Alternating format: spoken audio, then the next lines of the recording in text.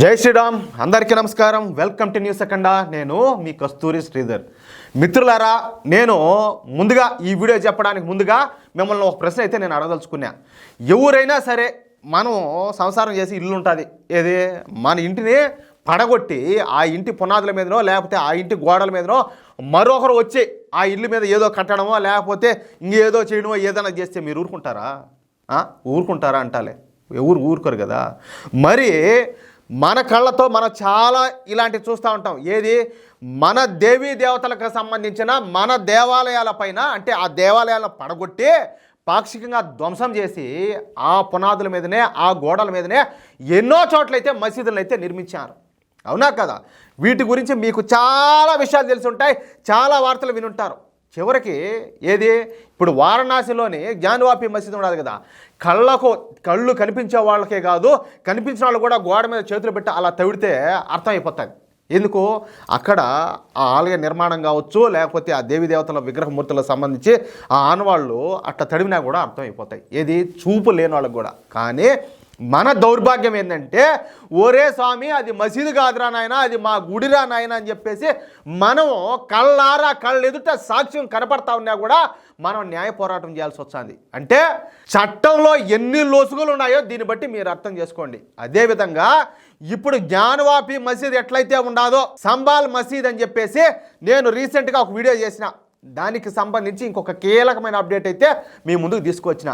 ఈ సంబాల్ జామా మసీద్, ఈ మసీదు ఉత్తరప్రదేశ్లోని సంబాల్ అనే నగరంలో ఉన్నదనమాట. ఇది ఒక జిల్లా పేరు యాక్చువల్గా అయితే. అలాగే ఆ జిల్లా ముఖ్య పట్టణం పేరు వచ్చేసి కూడా సంబాలే. ఇప్పుడు మనం ఈ సంబాల పట్టణంలోనే ఒక మసీదు గురించి తెలుసుకోబోతున్నాం.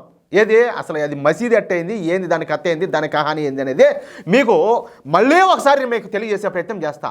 ఈ సంబాల పట్టణంలో ఉన్న మసీదు పేరే ఈ సంబాల్ జామా మసీదు. అర్థమవుతుందా? నిజానికి ఇది జామా మసీదు కాదు. అర్థమవుతుందా? దీనిని 1300వ శతాబ్దంలోనే అప్పటి మన చక్రవర్తులు ఇక్కడ హరిహర మహల్ అనే గొప్ప దేవాలయాన్ని అయితే నిర్మించారు. అయితే అప్పట్లోనే మన దేశాన్ని ఆక్రమించినటువంటి మొఘల్ చక్రవర్తి మన దేశం మీద దండయాత్రకు వచ్చినటువంటి దురాక్రమణదారుడైనటువంటి బాబరు మన ఉత్తరప్రదేశ్ అయితే పరిపాలించినాడు. ఆ సమయంలోనే అంటే 1520 సంవత్సరంలో ఈ దురాక్రమదారుడైనటువంటి బాబరు ఉత్తరప్రదేశ్లోని సంబాల్ పట్టణంలో ఉన్నటువంటి మన హరిహర మహల్ను పడగొట్టి ఆ దేవాలయం పునాదులపైనే ఈ జామా మసీదుని అయితే నిర్మించాడు. ఆ మసీదు పేరే సంబాల్ జామా మసీదుగా అయితే ఇప్పుడు పిలువబడుతుంది. మీకు అర్థమైంది కదా? అయితే ఈ సంబాల్ జామా మసీదు అది ఒక మసీదు కాదని, అది హిందువులకు ఒక పరమ పవిత్రమైనటువంటి దేవాలయం అని దానిని అప్పటి దురాక్రమణదారుడైనటువంటి మొఘల్ చక్రవర్తి ఈ హరిహర మహల్లో పడగొట్టించి దాని గోడలపైనే ఈ మసీదును నిర్మించాడని చెప్పేసి సుప్రసిద్ధ సుప్రీంకోర్టు న్యాయవాది అయినటువంటి విష్ణుశంకర్ జైన్ గారు ఈ సంబాల్ జిల్లా కోర్టులో ఒక కేసు అయితే వేశారు.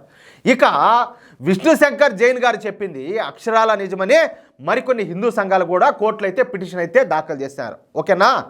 దీనితో సంబాల్ జిల్లా కోర్టు ఆ సంబాల్ జామా మసీదులో ఆర్కియాలజీ సర్వే అయితే నిర్వహించాలని చెప్పి ఇప్పుడు అయోధ్య బాబ్రీ మసీదు విషయంలో ఎలాగైతే ఈ ఆర్కియాలజీ డిపార్ట్మెంట్ పనిచేసిందో అదే విధంగా ఈ సంబాల్ జామా మసీదులో కూడా వాస్తవాలను నిగ్గుదేల్చడానికి ఆర్కియాలజీ డిపార్ట్మెంట్ సర్వే నిర్వహించాలని చెప్పేసి ఒక స్పష్టమైన తీర్పునైతే ఇచ్చింది. ఇక మొన్న శనివారం రోజున పోలీసులు ఆర్కియాలజీ బృందాన్ని తీసుకొని ఈ సంబాల్ జామా మసీదు ఉన్న ప్రాంతానికి అయితే వచ్చినారు. అంతే. ఇక అక్కడ ఉన్నటువంటి ఏది ఆ వర్గానికి సంబంధించినటువంటి రాడికల్స్, అదేవిధంగా ఈ జిహాదీలందరూ కూడా మూకుమ్మడిగా చేరి ఈ పోలీసులపైన అదేవిధంగా ఆర్కియాలజీ డిపార్ట్మెంట్ అధికారులపైన పెద్ద ఎత్తున రాళ్ల దాడి చేశారు. ఏది ఈ పిచ్చోడి చేతిలో రాయి అంటారు కదా, ఆ మాదిరిగా పిచ్చోళ్ళ మాదిరిగా జాంబీర్లాగా వీళ్ళందరూ పోలీసు వాళ్ళ మీద ఈ ఆర్కియాలజీ డిపార్ట్మెంట్ అధికారుల మీద రాళ్ల దాడి అయితే చేశారు. సరే, ఈ రాడికల్స్ కోపంగా ఉండారులే అనుకొని పోలీసులే కొంత సమన్వయం అయితే పాటించారు. కానీ ఈ జాంబీగాళ్ళు వీళ్ళు గమ్మునున్నారు కదా పోలీసు వాళ్ళని చెప్పేసి వీళ్ళు మరింతగా రెచ్చిపోయినారు. రాళ్ళు విసరడమే కాకుండా పెట్రోల్ బాంబులు విసరడం, ఈ పోలీస్ జీబులను తగలబెట్టడం, కరెంట్ కట్ చేయడం వంటి అసాంఘిక కార్యకలాపాలకు కూడా వీళ్ళు తెరదీశారు. ఎలాగైనా ఈ సంబాల్ జామా మసీదులో ఆర్కియాలజీ సర్వే జరపకూడదనేదే వీళ్ళ యొక్క లక్ష్యం. దీంతో అప్పటి వరకు సమన్వయం పాటించినటువంటి పోలీసులు ఇక తమ లాఠీలకైతే పని చెప్పినారు. పోలీసు వాళ్ళు లాఠీలు పని చెప్తే ఎట్టుంటుంది? పొట్టు పొట్టు రేగి ఊడిపోతుంది, రాలుతుంది అట్టే. ఏది గోళ్ళకుండే పెచ్చులు రాలుతాయి చూడు, ఆ మారి రాలుతాయి అట్టే, కొడితే దెబ్బ. దొరికినోడిని దొరికినట్టు చిత్తకబాది అరెస్టులు చేసేస్తారు ఒక్కొక్కరిని కూడా. అయినప్పటికీ ఈ సైకోగాళ్ళు వెనక్కి తగ్గకుండా ఈ రాళ్ళు విసరడం, వాహనాలు తగలబెట్టడం చేస్తూనే ఉన్నారు. దీంతో అక్కడ ఒక యుద్ధ వాతావరణం అయితే నెలకొనింది. అయినప్పటికీ కూడా పోలీసులు అదనపు బలగాలను రప్పించి ఆర్కియాలజీ డిపార్ట్మెంట్ అధికారులను తీసుకొని సంబాల్ జామా మసీదులోకి అయితే ప్రవేశించారు. ఇప్పుడు బయట కూడా జరుగుతుంది కదా, దాని పాటికి జరుగుతూనే ఉండాలి. అయితే ఆర్కియాలజీ డిపార్ట్మెంట్ వాళ్ళు ఆదివారం ఉదయం 7 గంటల నుంచి 10 గంటల వరకు పూర్తి స్థాయిలో ఈ సర్వే అనేది చేపట్టి అక్కడ ఉన్నటువంటి హిందూ దేవీ దేవతల విగ్రహాలు కావచ్చు, హిందూ చిహ్నాలను, రాజముద్రలను ఫోటోలు, వీడియోలు తీసి సర్వేని అయితే ఎట్టకేలకు పూర్తి చేశారు. ఫైనల్గా పోలీసులు అలాగే ఆర్కియాలజీ డిపార్ట్మెంట్ అధికారులు కలిసి విజయవంతంగా ఈ సంబాల్ జామా మసీదులో సర్వేని అయితే పూర్తి చేశారు. దీంతో ఈ ఆర్కియాలజీ సర్వే జరపకుండా అడ్డుకోవాలని చూసినటువంటి దేశ వ్యతిరేక శక్తుల, హిందూ వ్యతిరేక శక్తుల ఆటలు అయితే సాగల. పైపెచ్చి ఏంటంటే ఎవరైతే ఈ దాడులకు పాల్పడినారో ఆ రాడికల్స్ వీడియోలను కూడా పోలీసులు అయితే షూట్ చేశారు. ఇక వాళ్ళపైన యోగి ప్రభుత్వం నేషనల్ సెక్యూరిటీ యాక్ట్ అయితే ప్రయోగించింది. అంటే రాళ్ళు విసిరి, పెట్రోల్ బాంబులు విసిరి ఈ గవర్నమెంట్ వాహనాలు తగలబెట్టిన ఈ రాడికల్స్కు ఇక 1 సంవత్సరం తలకాయ కింద పెట్టి కాళ్ళు పైకెత్తే తపస్సు చేసినా కూడా ఎట్టి పరిస్థితుల్లో కనీసం బెయిల్ కూడా రాదు. అంతేకాకుండా వీళ్లకు 7 సంవత్సరాల పాటు కఠిన కారాగార శిక్షణ అయితే విధించున్నారు. అర్థమైందా? చిన్న కోరికనే అది. ఎవరైతే మతోన్మాదంతో ఈ విధంగా ప్రవర్తిస్తారో అంటే కళ్ళ కనపడ్డంలే. ఇప్పుడు దాన్ని దేవాలయాన్ని పడగొట్టి దాన్ని మసీదుగా మార్చాను కదా, ఆ లోపల విన్న వాళ్ళకి తెలియదు అది గతంలో అది గుడే మసీద్ అనేది. అంటే ఏంది, ఎవరిని ఎరిపుష్పాలను చేయడానికి ఇదంతా కూడా? అంటే తెలిసి కూడా ఇప్పుడు మేము ఇంత స్వేచ్ఛగా, ఇంత పరమత సహనం పాటిస్తా. ఇప్పుడు నేను మీకు ఒక మాట చెప్తా, ఈ దేశంలో ఉన్నటువంటి హిందువులు ఎంత గొప్పగా పరమత సహనం పాటిస్తారు. ప్రపంచ దేశాల్లో మరి ఏ దేశం కూడా పాటించినంత గొప్పగా మన దేశంలో ఉన్నటువంటి మెజార్టీ ప్రజలైనటువంటి హిందువులు పరమత సహనాన్ని పాటిస్తారు. కానీ ఏమి జరుగుతుంది? హిందువులు పండగలు చేసుకుంటా ఉంటే స్వేచ్ఛగా, స్వతంత్రంగా పండగలు చేసుకునేదానికి లేదు. అక్కడ కూడా ఈ పిచ్చోళ్ళ మాదిరి వచ్చి రాళ్ళదాడులు చేస్తూ ఉంటారు. ఎక్కడన్నా ఈ శోభయాత్రలు చేసుకుంటా ఉంటే అక్కడ కూడా ఆ పరిస్థితి లేదు. సరే, ఏదన్నా ఇప్పుడు అమ్మవారి మంటపాలు కావచ్చు, లేకపోతే వినాయక చవితి మంటపాలు కావచ్చు ఏర్పాటు చేసుకొని అక్కడ ఏదైనా పూజలు నిర్వహించుకుందాం అనుకుంటే అక్కడ కూడా పూజలు నిర్వహించుకునేవారు. ఇంత దారుణం చేస్తూ ఉంటే ఇప్పటికి కూడా హిందువులేంది, హిందూ ముస్లిం బాయ్ బాయ్ అని చెప్పి మాట్లాడుతూ ఉంటారు. అయినప్పటికీ కూడా ఇప్పటికి కూడా మా సహనాన్ని, మా మంచితనాన్ని వీటిని చనువుగా తీసుకొని, అలుసుగా తీసుకొని ఇప్పటికీ ఇంతగా మా మీద దాడులు చేస్తూ ఉంటే ఇది మీకు మంచి జరుగుతుందా? దీనివల్ల భవిష్యత్తులో మీరు మీ ఆటలు ఇలాగే కొనసాగుతాయనేది ప్రతి ఒక్కరు కూడా ఆలోచన చేసుకోవాలా. హిందువులో కనుక ఒక్కసారి మార్పు వస్తే మీరేమవుతారో, మీ భవిష్యత్తు ఏమవుతుందో ఒకసారి మీ మనసును, మీ అంతరాత్మను మీరే ప్రశ్నించుకోండి. అర్థమవుతుందా? లేకపోతే ఏంది దారుణం?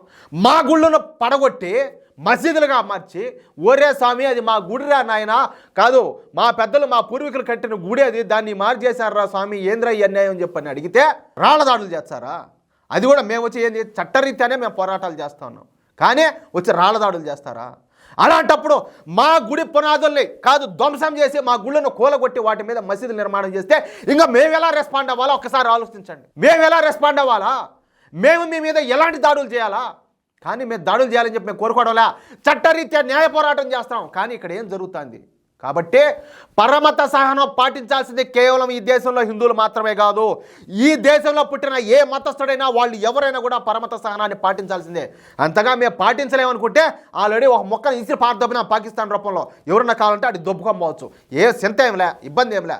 లేకపోతే ఈ దేశంలో పుట్టి, ఈ దేశంలో పెరుగుతా, ఈ దేశంలో సకల సదుపాయాలు అనిపిస్తా, ఈ దేశంలో మెజార్టీ అయినటువంటి హిందువుల మీద మీ దాడులో, హిందూ సమాజం మీద మీ దాడులో ఏంది అహంకారం ఏంది, తలపొగుతనం ఏంది, ఈ ఏంది కండకావరం ఏంది ఏంలే. దేవుడు చూస్తా ఊరుకోడు. ఖచ్చితంగా దీనికి సంబంధించిన ఆ ఫలితం అయితే అనుభవించి తీరుతారు, దాంట్లో మాత్రం డౌటేలే. ఏం అవునా కదా నేను చెప్పేది? నేను చెప్పే దాంట్లో ఓరేనాయనా నువ్వు చెప్పే దాంట్లో తప్పునా అని చెప్పేసి ఎవరైనా ఒక మాట చెప్పండి, నేను ఒప్పుకుంటా. అయితే ఒరే నాయనా స్వామి నువ్వు చెప్పేది కరెక్టరా అని చెప్పి భావిస్తే ఖచ్చితంగా ఈ వీడియోను మీకు వీలైనంత మందికి షేర్ చేయండి. అలాగే ఈ వీడియోకి సంబంధించి తప్పనిసరిగా ప్రతి ఒక్కరు కూడా మీ యొక్క అమూల్యమైన అభిప్రాయాలను కామెంట్ రూపంలో తెలియజేయండి. జై శ్రీరామ్.